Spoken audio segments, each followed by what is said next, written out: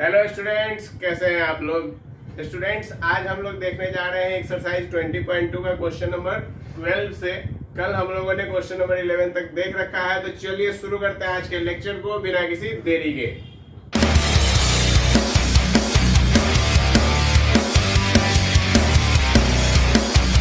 ठीक है students, question number 12 क्या कह रहा है। क्वेश्चन नंबर 12 कह रहा है the point x, y be equidistant from point this and this, prove that.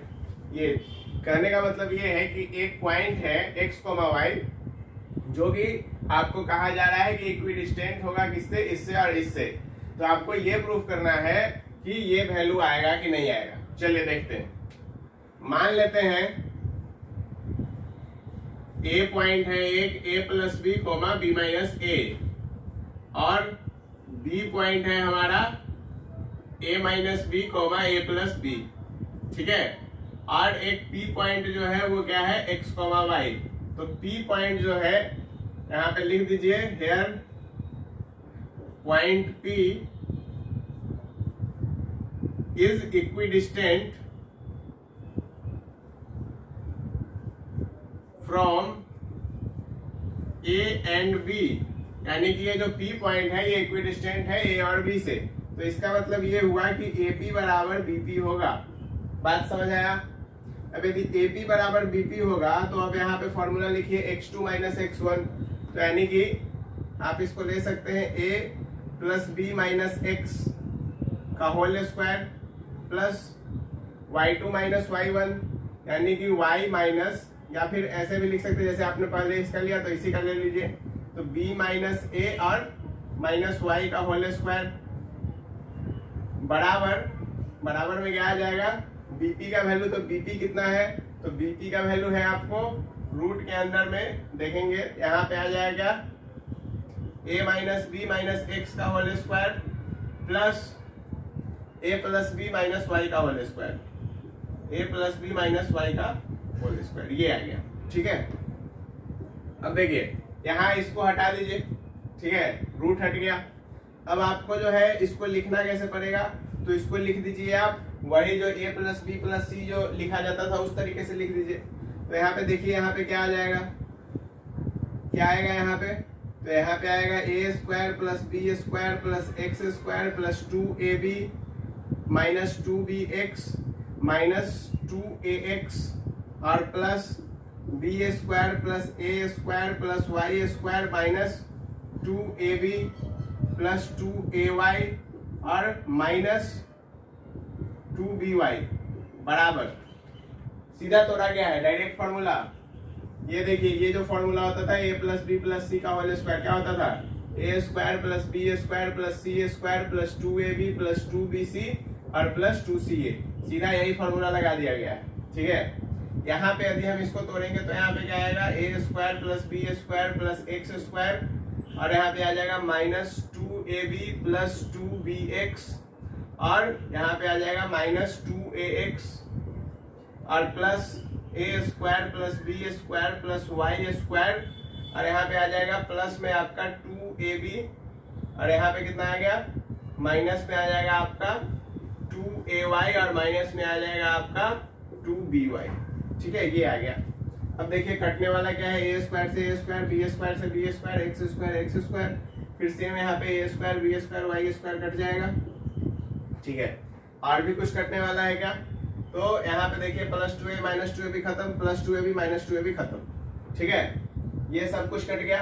अब देखिए कि और कुछ ऐसा है जो कि कटने वाला है, कुछ और ऐसा हमको दिख रहा है जो कि कट रहा हो, नहीं दिख रहा है। चलिए यहाँ पे देख लीजिए, देखिए यहाँ पे प्लस में 2bx है, यहाँ पे माइनस में है, यहाँ पे माइनस में 2ax है, वहां पे भी माइनस में 2ax है। एक मिनट, तब अभी और कटेगा, माइनस में 2ax है, इधर भी माइनस में है। ठीक है, यहाँ पे माइनस में 2by है, यहाँ पे माइनस में, तो उड़ा दीजिए सब। ठीक है, ये बच गया आपका। अब यहाँ पे एक साइड ले आइए सबको। जब आप एक साइड लाएंगे इसको तो यहाँ पे क्या बन जाएगा, एक साइड जब आया तो ये बन गया आपका 2bx और ये बन गया 2bx, यानी कि 4bx बन गया। और 4bx बराबर कितना हो जाएगा, 2ay है माइनस 2ay है, यानी कि 4ay हो जाएगा। ठीक है, अब जब आप इसको गुना करिएगा, ठीक है, जब आप इसको गुना करेंगे इसको यदि हम लोग सॉल्व कर लें, ये तो LHS का वैल्यू आ गया ना, अब इसको सॉल्व करेंगे यदि तो देखिए कितना आएगा, a minus B into X plus Y और बराबर a plus B into X minus Y. तो यदि इसको हम गुना करें तो ये आ गया ax plus ay minus bx minus by बराबर ax minus ay plus bx minus by। अब देखिए यहां से आपका ax कट गया, ठीक है, तो यहाँ पे ay 2ay बना दिया और यहाँ पे जो है आपका by भी कट गया, तो यहाँ पे आपका जो है bx आपका क्या बना दिया, 2bx बना दिया, यानी कि यहाँ पे क्या बन गया 2bx और ये किसके बना, देखिए bx और bx 2bx हो गया, ay और ay जुड़ के 2ay बना देगा। सेम साइड जब ले आएंगे तब 2 से 2 कैंसिल, यानी कि bx बराबर क्या हो गया, ay हो गया। यहाँ पे भी देखिए तो आपका क्या bx बराबर ay है, तो क्या हमारा LHS और RHS बराबर हो गया। बात समझ में आया कि नहीं आया? देखिए आप डायरेक्ट इसको भी ला सकते थे, लेकिन उसको लाने के लिए हमको क्या करना पड़ता कि यहाँ पे कुछ डिवाइड वाला काम करना पड़ता। तो इसके लिए हम क्या काम किए कि हम बोले कि हम उतना लेंथी काम नहीं करेंगे, उतना दिमाग नहीं लगाएंगे, ठीक है। हमको क्या पता है किससे डिवाइड करना है, चलिए हमको पता है, आपको नहीं पता है, आप तो वहां पे कंफ्यूज हो जाएंगे ना। तो इसके लिए सीधा LHS और RHS का वैल्यू बराबर कर देंगे। क्लियर है? 12 समझ में आया? कोई परेशानी? चलिए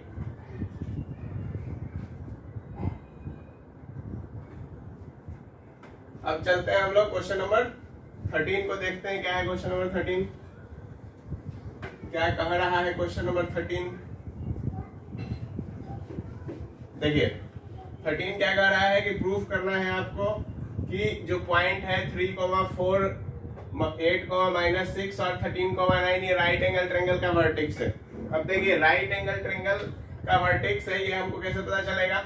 वर्टेक्स मतलब समझते हैं ना, वर्टेक्स मतलब क्या हुआ कि जैसे मान लीजिए कि ये एक ट्रायंगल है, ठीक है, ये क्या है, ये एक ट्रायंगल है, ये A ले लीजिए, ये B ले लीजिए, ये C ले लीजिए। तो ये यहाँ पे यदि हम लिख दे 3, 4 तो ये इसका एक वर्टेक्स है, ये 8, -6 ये इसका वर्टेक्स है और ये 13, 9 ये इसका वर्टेक्स है। तो ये कह रहा है कि ये तीनों वर्टेक्स जो होगा ये राइट एंगल ट्रायंगल का होगा, ये प्रूफ करना है। तो यानी कि हमको क्या करना पड़ेगा, राइट एंगल ट्रायंगल के लिए याद कीजिए कि राइट एंगल ट्रायंगल में क्या होता था, राइट एंगल ट्रायंगल के लिए जो तुम्हारा बेस होगा और जो तुम्हारा परपेंडिकुलर होगा, इसका यदि हम स्क्वायर करेंगे तो हाइपोटेनस के स्क्वायर के बराबर आना चाहिए। तो यानी कि तुम्हारा दो साइड के स्क्वायर का सम तीसरे साइड के स्क्वायर के बराबर आना चाहिए। यदि ऐसा है तो ये राइट एंगल ट्रायंगल होगा, यदि ऐसा नहीं है तो ये राइट एंगल ट्रायंगल नहीं होगा। तो चलिए देखते हैं, डिस्टेंस निकालते हैं, पता चलेगा ये क्या है और क्या नहीं है। तो AB का वैल्यू जब निकालेंगे तो देखिए क्या आया, AB का वैल्यू आ जाएगा आपको 8 - 3 का होल स्क्वायर प्लस 6 - 4 का होल स्क्वायर। तो 8 में से 3 घटाने पे आता है 5, तो 5 का स्क्वायर प्लस -10 का स्क्वायर। 5 का स्क्वायर होता है 25 और 10 का स्क्वायर होता है 100। तो ये टोटल हो गया कितना, 125। Very good. अब BC निकालो, तो BC जब निकालोगे तो देखो कितना है, √13 - 8 का होल स्क्वायर 13 और 8 प्लस 9 -6 का होल स्क्वायर, यानी कि ये बन गया तुम्हारा 5 और ये बन गया तुम्हारा 15। तो 5 का स्क्वायर होता है 25 और 15 कितना होता है, 15 का होता है 225। सही है? तो ये कितना हो गया, √250। अच्छा AC निकालो, AC जब निकालोगे तो √13 - 3 का होल स्क्वायर प्लस 9 - 4 का होल स्क्वायर, यानी कि 13 में से 3 गया 10, 10 का स्क्वायर प्लस 5 का स्क्वायर, यानी कि ये भी बन गया कितना, √125। समझे? अब देखो यहाँ पे तुम देखोगे तो तुम्हारा AB का स्क्वायर करो प्लस AC का स्क्वायर करो, ये बराबर है किसके स्क्वायर के, BC के स्क्वायर के। क्लियर है? ये बात क्लियर हो गया बच्चों कि AB का स्क्वायर प्लस AC का स्क्वायर बराबर है BC के स्क्वायर के। तो यहाँ पे हम लोग कह सकते हैं therefore it is a right angled triangle. क्या है ये? राइट एंगल्ड ट्रायंगल है। क्लियर है बच्चों? कोई परेशानी इसमें? चलिए समझ में आया? देखिए स्टूडेंट्स, क्वेश्चन नंबर 14 क्या कर रहा है? Determine the type of isosceles right angle isosceles equilateral और scalene of the following triangle which vertices are. कहने का मतलब ये हुआ कि आपको बताना है कि इसमें से कौन सा ट्रायंगल आइसोसेलेस है, कौन सा राइट एंगल ट्रायंगल है, कौन सा राइट एंगल आइसोसेलेस है, कौन सा इक्विलेटरल है और कौन सा स्केलेन है। ये आपको वर्टिसेज दे रखा है ट्रायंगल का। टोटल 6 क्वेश्चन है, 4 मैं बता रहा हूँ, 2 आप खुद ट्राई करेंगे। ठीक है, देखिए सबसे पहला तो आइसोसेलेस ट्रायंगल क्या होता है? तो आइसोसेलेस ट्रायंगल ऐसा ट्रायंगल होता है जिसका कि 2 साइड आपस में बराबर होगा और 1 साइड बराबर नहीं होगा। ठीक है, यानी कि 3 में से 2 साइड आपस में बराबर होंगे, उसको आइसोसेलेस कहते हैं। राइट एंगल ट्रायंगल का अभी तुरंत बताए थे प्रॉपर्टी क्या होता है कि वहां पर जो है आपको पहला यानी कि परपेंडिकुलर और बेस का जो स्क्वायर करेंगे वो हाइपोटेनस के स्क्वायर के बराबर होना चाहिए। राइट एंगल आइसोसेलेस में क्या होगा कि यहाँ पे परपेंडिकुलर और बेस दोनों बराबर हो जाएंगे। ठीक है, और कहानी राइट एंगल में जो होता है वही होगा। इक्विलेटरल में क्या होगा कि इक्विलेटरल में तीनों साइड बराबर होता है, तो जिसका तीनों साइड बराबर हो गया वो इक्विलेटरल। और स्केलर में क्या होगा कि एक भी साइड कोई भी बराबर नहीं होगा। क्लियर है? अब चलिए देखते हैं निकाला जाए। तो क्वेश्चन पहला उठाते हैं, क्या है 1,1। तो सीधा लिखिए, इसको ए ले रहे हैं, इसको बी ले रहे हैं और इसको सी ले रहे हैं सब में। तो हम लोग ए बी निकालते हैं। तो ए बी कितना हो जाएगा? रूट अंडर, देखिए यहाँ पे है आपका -√3 - 1 का होल स्क्वायर प्लस √3 - 1 का होल स्क्वायर। ठीक है, तो यानी कि ये क्या बन गया? ये बन गया 3 + 1 और प्लस 2√3।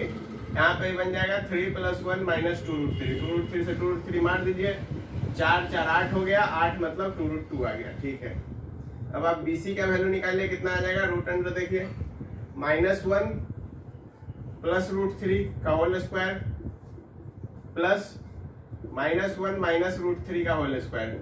यानी क्या सेम चीज आ गया? यहाँ पे ये है, यहाँ पे ये है, तो इसका वैल्यू कितना आ जाएगा? 2√2 आ जाएगा। चलिए ठीक है, और अब आप निकालिए AC।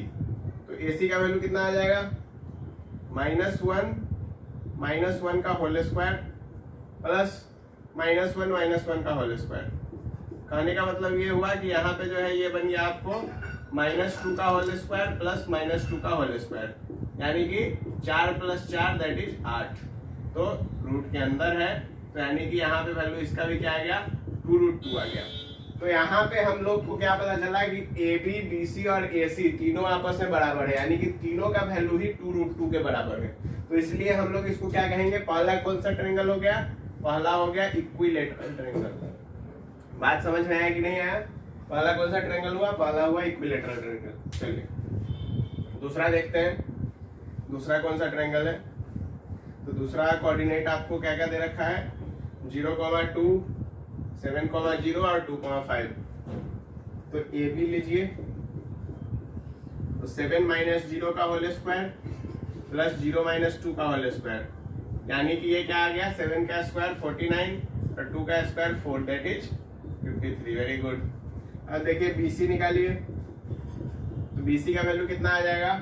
2 - 7 का होल स्क्वायर प्लस 5 - 0 का होल स्क्वायर दैट इज 25 + 25, यही आएगा ना? 5 और 5, तो कितना हो गया? ये हो गया आपका रूट अंडर 50।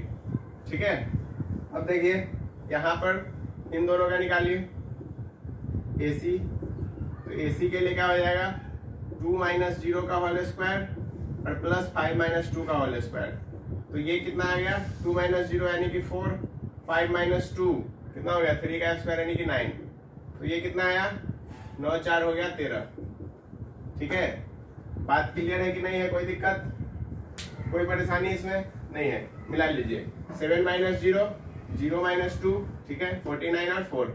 उसके बाद 2 - 7 5 5 का स्क्वायर 25, 5 - 0 5 5 का स्क्वायर 25 25 50 और यहाँ पे AC देखिए, AC कितना आ गया 2 - 0 और 5 - 2 यानी कि 4 + 9 13। तो क्या कोई भी वैल्यू आपस में बराबर है? नहीं है। तो यदि वैल्यू आपस में बराबर नहीं है, स्क्वायर करने पे ही बराबर नहीं आएगा, तो इसका मतलब ये हुआ कि ये जो है ये कौन सा ट्रायंगल हो गया?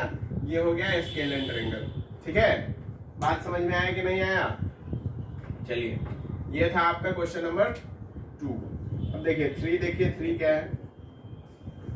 3 में निकालिए AB, तो कितना आ रहा है वैल्यू?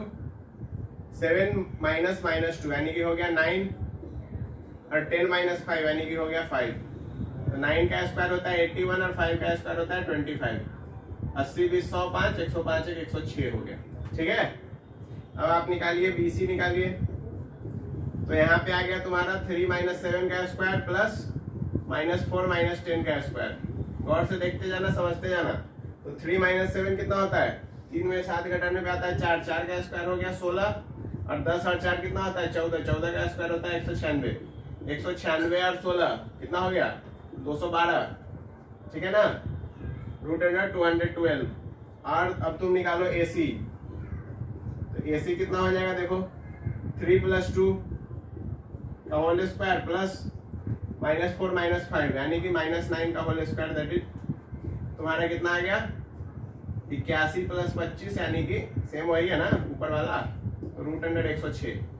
तो अब यदि तुम देखो तो AB का स्क्वायर प्लस AC का स्क्वायर बराबर क्या होगा? BC के स्क्वायर के होगा। क्या ये बात यहाँ पे सत्य साबित हो रही है? इसमें तुम्हें कोई दो मत लग रहा है? नहीं लग रहा है ना, लगना भी नहीं चाहिए। ठीक है, तो यानी कि ये राइट एंगल ट्रायंगल तो है, इसका कंफर्मेशन मिला? बिल्कुल मिला। दूसरा बात, हमने क्या बोला था कि यदि राइट एंगल आइसोसेलेस ट्रायंगल होगा तो उसका बेस और परपेंडिकुलर बराबर होगा। यानी कि यहाँ पे क्या मतलब, दो साइड आपस में बराबर होने चाहिए। तो क्या यहाँ पे दो साइड बराबर मिल रहे हैं? बिल्कुल मिल रहे हैं, √106 और √106। यानी कि ये जो है ये किसको बता रहा है? राइट एंगल आइसोसेलेस ट्रायंगल को बता रहा है। किसको बता रहा है? राइट एंगल आइसोसेलेस ट्रायंगल को बता रहा है। क्लियर? अब देखिए, अब है चौथा। आसान सवाल है, मजा आ रहा है? चलो ठीक है। चौथा क्या कह रहा है? 4,4 ओके, 3,5 वेरी गुड, और -1,-1 देखो। तो यहाँ पे क्या करो? AB निकालो, √3 - 4 का होल स्क्वायर प्लस 5 - 4 का होल स्क्वायर, वेरी गुड। 3 में से 4 घटाने पे कितना आता है? 2 आता है, सही बात है ना? बिल्कुल। और 5 में से 4 घटाने पे भी 2 आता है, तो टोटल कितना हो गया? √2 हो गया। ठीक है, चलो अब देखो BC निकालो। ये कितना हुआ? 3 - -1। ठीक है, यहाँ पे 2 नहीं आएगा, 1 ही आता है। ये बात पता है ना? तो फिर कमेंट करते रहना कि सर गलत बता दिए। 5 में से 1 घटाने में 4 आता है और 5 में से 4 घटाने पे 1 आता है। ये हो गया 4 और ये हो गया 6। 4 का 16 और 6 का 36। 16 6 कितना होता है? 22। 22 30 कितना होगा? 52। Very good. AC निकालो, कितना आएगा? कितना आएगा? 4 + 1 और यहाँ पे भी 4 + 1 50 सीधा 25 25। क्लियर ना? तो अभी तुम देखो तो यहाँ पे भी AB का स्क्वायर सही है, 50 + 2 52। तो यानी कि ये भी तुम्हारा क्या हो गया? ये हो गया राइट एंगल ट्रायंगल। आइसोसेलेस नहीं है, क्यों नहीं है? क्योंकि दो साइड आपस में बराबर नहीं है। तो ये क्या हो गया? ये हो गया राइट एंगल। ठीक है, RA। ठीक है, ये है RI। क्लियर? समझ आया ना? 2 क्वेश्चन जो बचे हैं वो भी इसी तरह आसान है, खेलते कूदते कर लोगे। क्लियर? चलो अब देखो 15 नंबर सवाल क्या कह रहा है। 15 नंबर सवाल कह रहा है कि A कोऑर्डिनेट दे रखा है तुमको, B कोऑर्डिनेट दे रखा है तुमको और C कोऑर्डिनेट भी दे रखा है तुमको। तो यानी कि 3 कोऑर्डिनेट दे रखे हैं। और सवाल में कह रहा है कि बच्चों ये बताओ हमको कि 1/AC + 1/BC जो है वो इंडिपेंडेंट ऑफ T होगा। यानी कि हमको क्या क्या चीज निकालना पड़ेगा? हमको निकालना पड़ेगा AC और हमको निकालना पड़ेगा BC। चलो निकालते हैं। देखो AC बराबर कितना होगा? AC है A,0। तो देखो यहाँ पे आ गया A - 80² का होल स्क्वायर प्लस 0 - 280 का होल स्क्वायर। Very good. तो ये क्या हो गया, ये हो गया तुम्हारा A square plus A square T to the power 4 और minus 2a square T square, और यहाँ पे क्या आ जाएगा प्लस में 2 का हो गया 4a स्क्वायर टी स्क्वायर। इस पे तुम संक्षिप्त में लिखो, संक्षिप्त मतलब क्या होता है बच्चों, शॉर्ट होता है। तो यदि इसको तुम शॉर्ट में लिखो तो ये बन गया ए square plus A square T पे पावर 4 और plus 2a square T square. तो यानी कि ये क्या बन गया, ये बन गया ए प्लस ए टी का होल स्क्वायर। तो यानी कि ये बन गया क्या, ए प्लस ए टी स्क्वायर। ये आया ए सी का वैल्यू, यहाँ पे तुम प्लस माइनस लिख सकते हो। बी सी का वैल्यू ये तुम निकालोगे तो बी सी का वैल्यू कितना आएगा, A minus A by T square का होल स्क्वायर और plus 0 minus 2a by T का होल स्क्वायर। यानी कि समझिए बात क्या कहना चाह रहे हैं हम सब। यहाँ पे ए स्क्वायर हो गया plus A square by T पे पावर 4 हो गया और minus 2a square by T square हो गया। यहाँ पे तुम्हारा प्लस में कितना आ जाएगा, 4a square by T square आ जाएगा। यानी कि ये जो है ये a plus A by T square का वैल्यू आएगा। इसको सॉल्व करोगे तो सेम यही चीज बनाएगा, ये बनाएगा तो ये आ गया। नहीं समझ में आया, कोई नहीं, चलो देख लो। ये बना तुम्हारा A square plus A square by T पे पावर 4 और plus 2a square by T square. क्या ये तुम्हारा a plus A by T square का वैल्यू के बराबर है?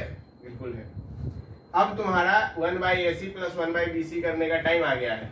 देखो ए सी का वैल्यू कितना है, a plus A T square plus 1 by B C का वैल्यू कितना है, a plus A by T square. कहने का मतलब ये हुआ कि इसको a plus A T square और प्लस इसको हम लोग लिख सकते हैं T square by A T square plus A. कैसे लिख दिया समझ में आया ना, एलसीएम ले लिए तो इससे एक गुना हो गया, ए टी स्क्वायर प्लस ए बना दिया, जो नीचे है बाई में टी स्क्वायर था वो ऊपर चला गया। Very good. यहाँ पे तुम एलसीएम लो तो ये बन गया ए टी स्क्वायर प्लस ए, यहाँ पे बन गया 1 प्लस टी स्क्वायर। चलो ठीक है। अब तुम क्या काम करो कि ऊपर में तो है 1 प्लस टी स्क्वायर, नीचे से ए को कॉमन ले लो तो क्या बन गया, टी स्क्वायर प्लस 1। एक ही चीज लिखा हुआ है ना ऊपर नीचे, कोई अलग चीज नहीं है, मार दो दोनों को। कितना आ गया वैल्यू, 1 बाई के। हमसे क्या कह रहा था सवाल में कि तुमको शो करना है भैया कि ये जो वैल्यू है ये इंडिपेंडेंट ऑफ टी है। क्या ये इंडिपेंडेंट ऑफ टी है? क्या तुम इस बात से सहमत हो? चलो ठीक है। तो ये बात समझ में आ गया, क्या ये वैल्यू इंडिपेंडेंट ऑफ टी है? बिल्कुल है महाराज, देखिए है ना। चलिए ठीक है। तो आज के लेक्चर में इतना ही रहेगा, फिर हम लोग मिलेंगे नेक्स्ट लेक्चर में जिसमें हम लोग आगे क्वेश्चंस को डील कर रहे होंगे इसी एक्सरसाइज के।